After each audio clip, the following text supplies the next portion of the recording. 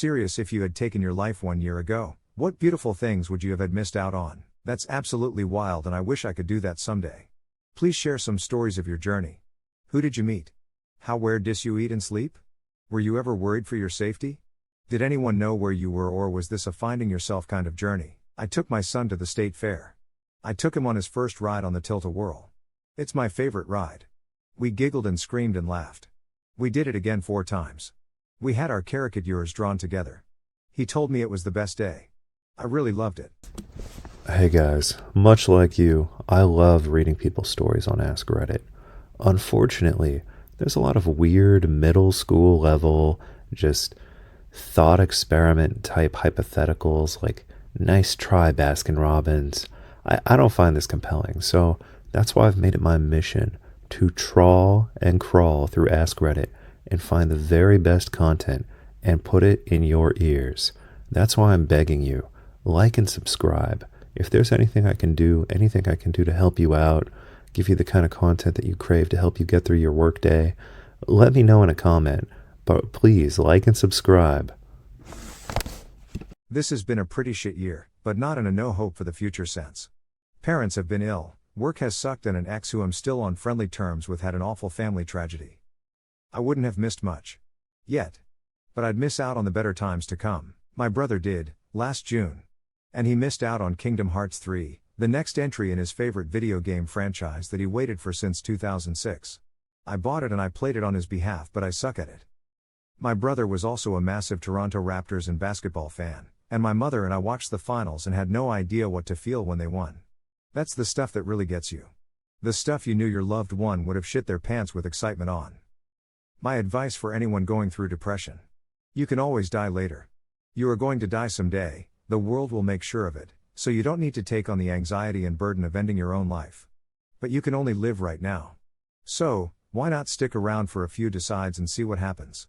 Procrastinating death is the best use of the skill, honestly. Nobody can tell you procrastination is a negative quality if it's what keeps you alive. It gives me comfort to know that I don't have to be here or do this forever. It gives me comfort to know that I don't have to take my death into my own hands. I've suffered from depression and crippling anxiety for about 12 years myself. And what keeps me going? It's the little things.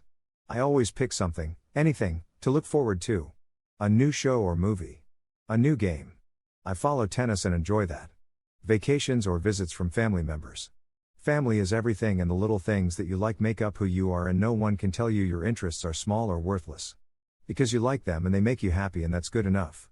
So just keep looking for the next thing to look forward to, and hold on tight no matter how strong the winds of depression become. Don't let go.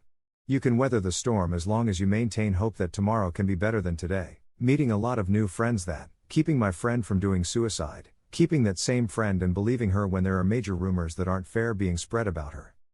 The mom is the reason for he almost doing suicide. She puts her through verbal abuse. The rumors are still going on, and I've heard a lot about them from her friends who do believe her. It's being spread by a girl who was a good friend of ours, but her and my friend got into an argument. Long post TLDR at the bottom. Was suicidal for a long time, still have the thought on a daily basis, but finding ways to cope. This last year has been a roller coaster. January I dropped out of first year of university in a forensic science program, due to inability to afford university education even after OSOP. I started working minimum wage general labor jobs to support myself and family, which is in major debt. In May I found a non-profit organization that gave basic 3-month IT certification program. In September got a 3-month paid internship with the City of Toronto. Unfortunately my internship ends tomorrow as 3 months have passed. Feeling depressed as hell as I enjoyed my work and friendly staff, but my life has a bit of hope left. If I ended it earlier I wouldn't be able to discover my interest in IT as well as be able to build my first gaming PC, which I sold to regain costs. TLDR, dropped out from uni, worked minimum wage jobs, did IT certification and found an interesting and rewarding experience.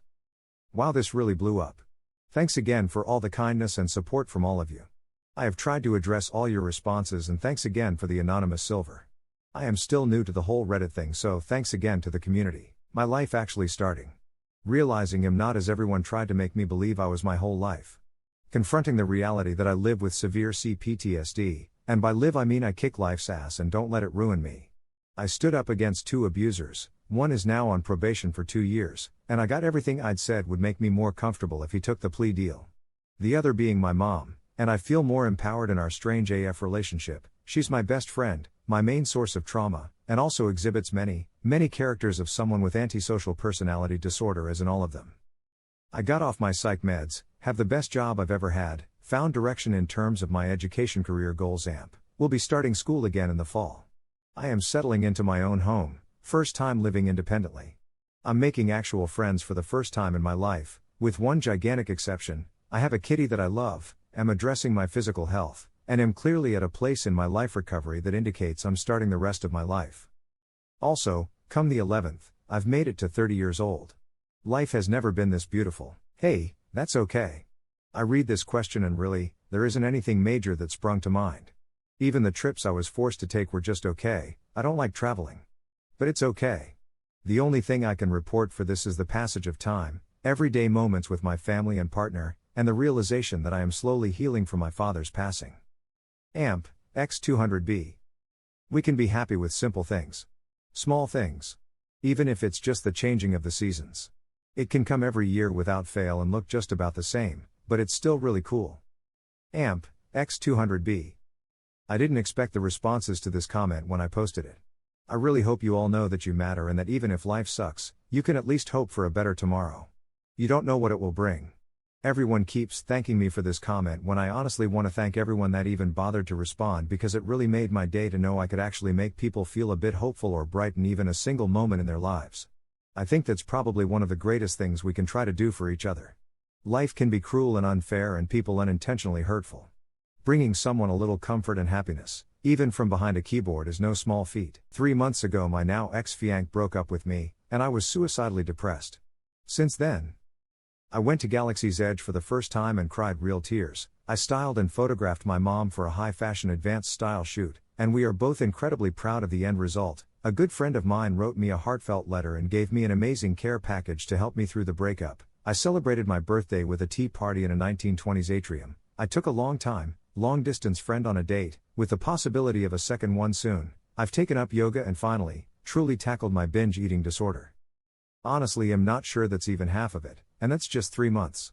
I'm really glad, and that's putting it mildly, that I didn't give in to the feelings of shame and failure and the depressive fog. 3.5 months ago, I loaded some camping gear onto the back of my bicycle and left my home in Wisconsin with the vague goal of getting to Seattle and heading down the Pacific coast. 104 days and 4,000 miles later, I have seen some absolutely beautiful parts of the country. I've learned a ton about myself and grown as a person, and most importantly, I have seen time and time again the overwhelming kindness of the world we live in. I don't know what it is about it, but for some reason, traveling by bicycle just brings out the absolute best in everyone I meet. From the unending generosity of the people who have opened their homes to me, providing me a shower and bed, food and their wonderful company over dinner, to the drivers who saw me stopped on the side of the desolate Wyoming roads and pulled up to offer an extra water bottle when I was a million miles from a gas station's soda dispenser. Everybody wants to be a positive part of my story. In this day and age, we seem to focus way too much on the hate in the world. But, thankfully, the hateful among us are nothing more than a vocal minority. I deeply believe that this world we share is a kind one, and that we all want the best for each other. And that, to me, is far more beautiful than the mountains of Montana or a sunset over the Pacific Ocean. Are you okay, by the way? The title is concerningly specific, what with you mentioning suicide in particular and not more generally just dying. If there's ever a fly, or a mosquito, or like a yellow jacket, or some weird unknown insect in my house, my wife will not leave me alone until it is dead, and she will blame me personally for having a house that an insect entered. The only way that I'm able to buy peace for myself so that I can work on this YouTube channel that you enjoy is by using an electric fly swatter with an affiliate link in the description. The way this fly swatter works is that you hold down the little button and then you whack the fly as if it were a tennis ball, and it looks like a tennis racket. And what the electricity does is it stuns the insect or kills it so that you can clean it up easily. And the fact that it's a tennis racket gives you a much better chance of actually hitting the insect. And I found it invaluable, and I hope that you will decide to also use it in your home. And, if you're like a teenage boy, you can also whack other teenage boys with it. We used to do that in the Boy Scouts. Wow. This hit me really hard. My daughter attempted suicide on December 18, 2018. It literally does change everything. The thought of having to live without her is unfathomable. Every single day since then has been beautiful, a gift. Even the bad days, and there have been quite a few. All beautiful. As someone who used to foster animals, and has a beloved rescue herself, I have to say thank you for helping an animal in need. Some days it feels like my dog is the reason I'm alive, and whatever keeps us that way I think is a good reason to live. I hope you continue to be on the upswing, my friend. Smile. Thank you for this. My first thoughts in response to this question were negative. I can't believe my son's first roller coaster rides weren't my leading memories. I needed that smack back to reality. I was initially going to mention my miscarriage, or impending divorce, or suspected alcoholism, but you're right. My son rode for real coasters with me this year. And it was awesome. That's what kept me from doing it. Hold on to that. Be human enough not to put them through that torture for every one of their last days. And, someday, you will look around and realize that your misery is gone, and it is a good day. Have the strength and courage to do that. I know exactly what you mean. My brother, 17, passed the year before, 2017. There's so much stupid shit that I want to share with him. Like the second season of One Punch Man. But also big things like my wedding. I keep watching the things he would love to keep him as an active part of my life. My heart goes out to you. It doesn't matter if you suck at the game, it's the journey that matters. Thank you for the rewards, kind strangers. Just remind everyone to enjoy the little things, they become the big things, and be kind to yourself. This comment brought my mindless scrolling to a screeching halt. I apologize in advance for using your post to get this out, but this hits too close to home for me to resist the urge to share. December 18, 2018, was my 22nd birthday. I planned to take my life that day. Not entirely sure why I chose that day, but after a few failed attempts over the years, I firmly believe that I would have been successful. I woke up that morning feeling off. Called out of work, stayed in bed. Something in me told me to take a pregnancy test. I to this day cannot understand how or why my brain came up with that. But I did it. I am now, almost a full year later, typing this comment while laying in bed with my baby Amp, the love of my life. It gives me full body chills to think about. I avoid revisiting the mental space that day resides in 99 of the time. I would have missed building a life that only existed in my most far-fetched dreams. We bought our dream house. My so took an amazing job opportunity that basically fell from the sky. I'm so beyond lucky to be staying home and raising the most magical little human I've ever met. I found purpose. I found peace. I felt true love and happiness that I never believed existed. My son saved my life.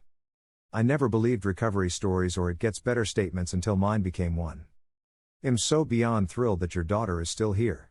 You sound like a wonderful parent, and I wish you both the best. Again, apologies for the vent post. It's blowing my mind to know that somewhere out there in the world, someone was going through the same dark place that I was. And that they're also still with us today. Give her a hug for me, if that's her sort of thing, and let her know that a random internet stranger is cheering for her. Edit to add. Thank you for silver, kind stranger. Not a huge Reddit user, so I kinda just fired this comment off into the void to get it off my chest. I didn't expect it to hit home for so many people. Here's sort of a long story. So every year a friend of mine hosts a foreign exchange student, FES, whom is treated like a senior at my high school. This year I am a senior as well. Last year their FES was from Germany. One of my best friends fell in love with her about 2 months before she had to leave. He is still saddened about it, and let me tell you, it is so heartbreaking to see this, even though we knew it was coming. I told myself I would never let something like this happen to me. Now it is August, and the FES this year is from Brazil. We had a welcoming party and she was so shy, yet so cute. I told myself okay, they'll be friends with her, but I'm not going to let myself fall for her. There were not many people at this party, maybe 8 or 9, but they are such loud people I could tell she was pretty uncomfortable. She was sitting down at the table and I went and sat next to her, shaking and nervous as hell. I started talking to her, her English was good but not really too great, and we just clicked like nothing I've ever seen. I knew after about 2 days, like, oh no, it's happening, and I couldn't help myself, like I could just tell she's special. Fast forward 3 months and I've realized she's the love of my life. We've been dating for a while and we're just perfect for each other. I've had one girlfriend before, but I've never met anyone who actually loves me, and it is amazing. I'd probably say my favorite memory with her was when she kissed me for the first time. She initiated it, and it was the most genuine feeling I've ever felt in my entire life. I love this woman so much. We plan to keep this going when she goes back home, But that's still 7 months away, so we're just enjoying it while it lasts. She may come to college in America, but who knows?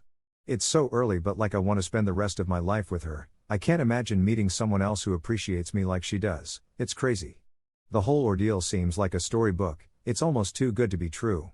So yeah, that's my favorite memory, meeting the love of my life. I can only hope that everyone feels like this at some point in their life. My advice to dudes, let her come to you. If she really likes you, you will know it, no doubt about it. If you need an ear about the alcohol, I'm your girl. Feel free to PM me, I went through this in the past year, too. I'm sober and happier than I've ever been as an adult previously. Which is my answer, BTW, I would have missed getting sober, something I never thought would be possible. I knew my life was over when I had nothing to look forward to in summer and fall anymore.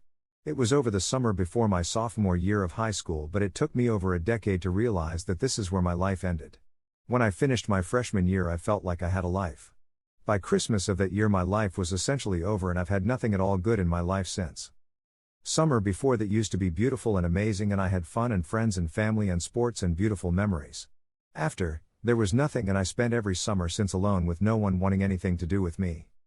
It used to feel so beautiful and bittersweet when I was a kid growing up, having an amazing summer, having to say goodbye, and then starting another year and chapter of my life in the fall when school started. It was like a whole new beginning with excitement and new people, places, and things, and I'll never forget that crisp fall air that heralded the end of summer and the beginning of the fall. I used to love those Fridays after school let out where everybody just sort of knew and felt that they were going to have fun with friends and sports on the weekend. I used to love getting out of school and just watching the leaves be swept by the wind all over the place. Now, as an adult with childhood and the happy days of my life firmly in my rear view, I come close to crying during those limited days in fall when the leaves blow around on lawns and on the streets that I drive up and down. It's the only good and happy feeling and memory I can experience of fall now that I'm older, and now that my family, friends, sports, and school are all ruined and or gone for good and horribly tainted in my memory. If and when I kill myself, these days and memories and seasons will probably be what I hate leaving behind the most. That and all the loose ends in my life. Killing yourself is accepting that everything you ever were and ever did never meant anything or much of anything to anybody. At least that's how it is with me. Sitting on the beach or out on the deck at a beach house in the summer, or sitting outside on my porch during the fall and feeling the crisp breeze is so easy each year, but it doesn't make me happy anymore like it used to. Instead, it crushes me with sadness, because in those moments my life is still so bad and I'm so angry beyond words and so doomed. I wish more than anything I could just relive the only good days and moments of my life again when I was a kid and before my whole world was basically destroyed forever at 15 years and 9 months old. That was when my life began to fall off a cliff forever. Hey! I won't pretend I know what you've been through, but I can definitely tell you're in pain. While I haven't experienced what you have, I can relate to some of the feelings. Watching happy moments become fleeting seconds is something I feel deeply. There's an existentialism to that concept that truly paralyzes me with wonder, albeit heart-wrenching. I do want to encourage you. Something that I've learned as an 30-something-year-old is that change is more all-encompassing than we sometimes think. We as humans tend to build our expectations based on what we know. The problem with this is that sometimes what we know is a limited set of data. For example, in my life, a year or so ago I was happily employed as a team leader managing a distributed team of top world development talent taking on Google contracts. I worked from home, and had a daughter on the way. In a short turn of events, my company restructured and my job evaporated. Suddenly my outlook on supporting my daughter went from ideal to bleak. My self-worth was bottomed out. I had gone from the top to trash, just like that. I was almost certain that my career was over and I'd be a worthless father. Turns out, I was wrong. Over time I've changed my employment model to stop depending on big agency whims. I now work half the time for more pay, I'm home with my 1-year-old daughter most every day, heck, I've even lost weight. My point is not to fly it in your face that I've been so fortunate. I'm grateful, sure, but my point is to convey that before this turn of events I had no hope. See, just like my situation changed, my hope has too. While your post doesn't make it sound like you have much hope, I want to remind you that even though it doesn't seem like it now, your hope can return to you. Seasons can be beautiful again. Joy can be found again. Sure, the joy you once knew is gone, but that actually has no bearing on whether or not you can experience joy again. In essence, I hope you're also wrong. One other thing that I think might add value here: from my struggle I fought to bring something good into the world. I thought, maybe if I can just do something small and good, I'll be able to convince myself I have value. Because of my line of work, I ended up being able to build a very simple app. Something good. I don't gain anything from this app. No ad revenue, no cost, no thieving of data or anything. In fact, it costs me annually. This isn't a plug for my app to help me in any way, you only bring it up because it might help you. I hope it helps you find even a tiny piece of joy each day. Like the flowers in spring, growth starts tiny. I never want to be assuming, but someone once told me that the suicide hotline is not just for people who are trying to kill themselves. It's actually a resource for helping people recover their lives, not just recover from trying to kill themselves. If you even have a time when you just want someone to hear you out, they've got you covered. 1-800-27... Hey guys, do you ever have a problem getting to sleep at night? Well, I've got the magic pill to cure your insomnia. Much like you, I used to twist and turn all night.